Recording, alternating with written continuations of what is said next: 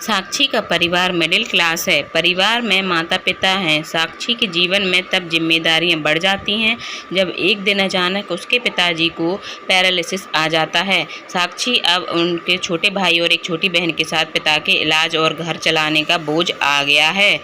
साक्षी graduate है। वो अब नौकरी करके सारे घर की जिम्मेदारी अच्छे से संभाल रही है। उसे अब अपनी फैमिली के अलावा कुछ भी नहीं दिखाई दे रहा है। पिता और माँ को साक्षी पर गर्व है। साक्षी ने इस दौरान कई अच्छे रिश्ते को मना कर दिया। इसमें से कुछ उनके रिश्तेदारों ने बताए थे, इसलिए रिश्तेदार अब साक्षी से थोड़ा जलने लगे। साक्षी को एक लड़का रचित कुछ दिनों से फॉलो कर रहा होता है। लड़के को साक्षी अवॉइड करती है, लेकिन उस लड़के का रिश्ता लेकर उसकी माँ उनके घर आ जाती है। वो लड़का अच्छी पैसे वाली फैमिली से था। साक्षी को अपने माँ और पिता की बहुत ज़्यादा प्रेशर होता है, इस वजह से वो काफ़ी मनाने के बाद मान जाती है। लेकिन वो एक शर्त रखती है कि वो अपने घर को संभालेगी और नौकरी नहीं छोड़ेगी। लड़के की माँ यह मान जाती है। शादी होती है। शादी के लिए वो खुश है। शादी के पहले वो लड़के से मिलकर बात करना चाहती है, लेकिन लड़के की तरफ से कोई पहल नहीं होती, तो वो भी कुछ नहीं करती। जल्दी में शादी करवा दी जाती है। रचित शादी के दिन ही कई दिनों बाद उसे दिखाई दिया। बहुत नर्वस लग रहा है। वो जिससे पीछे पड़ा था, शादी उसी से हो रही है, लेकिन फिर भी उसके चेहरे पर खुशी नहीं है। साक्षी को तब को बात अजीब सी लगती है। उसको अंदेशा हो जाता है कि कुछ गड़बड़ है। सुहागरात की सीट पर वो बैठी है और बाहर से कोई मर्दों की आवाज़ आ रही है। तभी वो बैठी बैठी सोचती है कि वो उन्हें आवाज़ से कैसे पहचानेगी, क्योंकि अभी तक उसने उसकी आवाज़ सुनी ही नहीं। और फिर रचित कमरे में आता है। चेहरे पर रंग पूरा उड़ा हुआ रहता है। साक्षी एक नज़र चुपके से उठकर उसे देखती है कि वो बिस्तर के एक कोने पर बैठ जाता है। कई देर हो जाती है, क्योंकि रचिता ना कुछ बोलता है और रोहित ना ही उसके पास आता है। फिर साक्षी ही पहल करती है और कहती है, सुनिए, आप इतने नर्वस मत होइए, मुझे आप पसंद हैं। रचित उसकी ओर मुड़ता है। साक्षी उसको पूछती है, क्या हुआ, आप खुश तो हैं ना? रचित केवल गर्दन हिलाता है। साक्षी बोलती है, मुझे आपसे बहुत बातें करनी थी, लेकिन आपने पहल ही नहीं की। चलिए अब करते हैं। रचित अभी भी चुप रहता है। साक्षी फिर बोलती है, आप कुछ बोल क्यों नहीं रहे हैं? रचित की आंखों में अब आंसू आ जाते हैं। साक्षी घबरा जाती है। क्या हुआ, मुझे बताइए तो। रचित अब साइन भाषा में बताता है कि वो बोल नहीं सकता।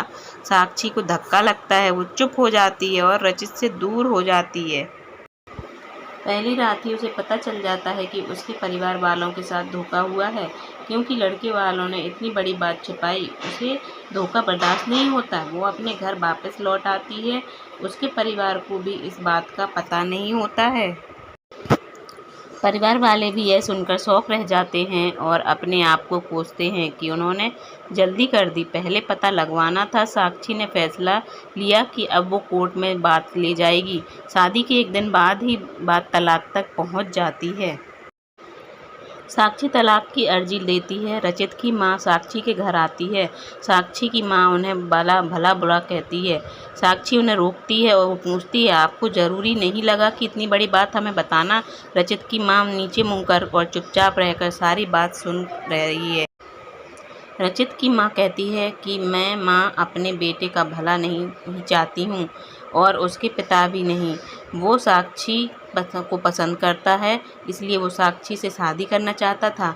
मैं हिम्मत की बोलने की, मगर मैं कर नहीं पाई। फिर मुझे भी डर लगा, क्योंकि पहली बार उसे कुछ करने को कहा तो उसने मुझे बोला था कि तुम्हें सब बता दूं, और मैं चाहती भी थी, लेकिन नहीं कर पाई। मैंने रचित को भी झूठ बोला कि तुम मान गई, लेकिन शादी के पहले उसे पता चल गया कि मैंने उसको झूठ बोला है। तब तक देर हो गई थी, इसलिए वो खुश नहीं था। साक्षी, शायद तुम मुझे समझ पाओ। साक्षी अभी भी गुस्से में है। वो बोलती है कि मुझे रचित के ना बोलने से कोई प्रॉब्लम नहीं है। गुस्सा इस बात का है कि आपने धोखा दिया, झूठ बोला, और वो मुझे बर्दाश्त नहीं। तलाक की अर्जी के बाद रिश्तेदार तो साक्षी और उसके परिवार की इस हालत पर खुश हैं। वहीं तलाक में अभी कुछ महीने का समय है। साक्षी अब अपने घर पर पहले की जीवन शैली पर लौट आती है और वो जॉब पर जाती है। कुछ दिन बाद फिर रचित उसे दिखाई देता है। दूर से ही वो अब साक्षी को देखता है। साक्षी के ऑफिस के बाहर वो लगातार आता रहता है। 15 दिनों तक साक्षी उसे अवॉइड करती है। फिर एक दिन उसके पास जाकर बोलती है, अब यह सब करने से कुछ नहीं होगा और मैं नहीं चाहती कि तुम कुछ नाटक करो, इसलिए यहाँ आना बंद कर दो, समझे? साक्षी की बातें वो सुन रहा है। वो साक्षी को इशारों में काफ़ी पीने को कहता है, लेकिन साक्षी वहाँ से चली जाती है। अगले दिन फिर वही रचित खड़ा रहता है। साक्षी उसके पास जाकर कहती है, कॉफ़ी पी कर मेरा पीछा छोड़ दोगे? रचित गर्दन हाँ में हिलाता है। टेबल पर दोनों आमने सामने बैठे हैं। रचित अपने फ़ोन में कुछ मैसेज टाइप करता है।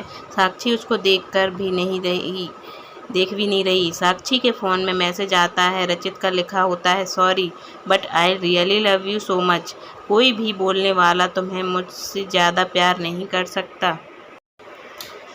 और बात तो झूठी भी हो सकता है, लेकिन आंखें हमेशा सच बोलती हैं। एक बार मेरी आंखों में देख लो, फिर तुम्हें जो भी सही लगे वो करना। साक्षी का सारा गुस्सा मैसेज पढ़ते ही चला गया। वो धीरे से अपनी आंखें उठाकर रचित की आंखों में देखती है और उसकी आंखों से आंसू निकल आते हैं। वहीं वो उसको बोलती है, पहले ऐसी बात नहीं लिख सकते थे, मुझे आज तक कभी किसी ने ऐसे नहीं समझाया। वो खड़ी होती है और रचित को बोलती है, चलो मेरा सामान वापस अब तुम ही उठा कर ले जाओगे। रचित उठकर साक्षी को हक करता है। Thank you. प्लीज़ चैनल को सब्सक्राइब करना ना भूले। वीडियो लाइक शेयर जरूर कर दें।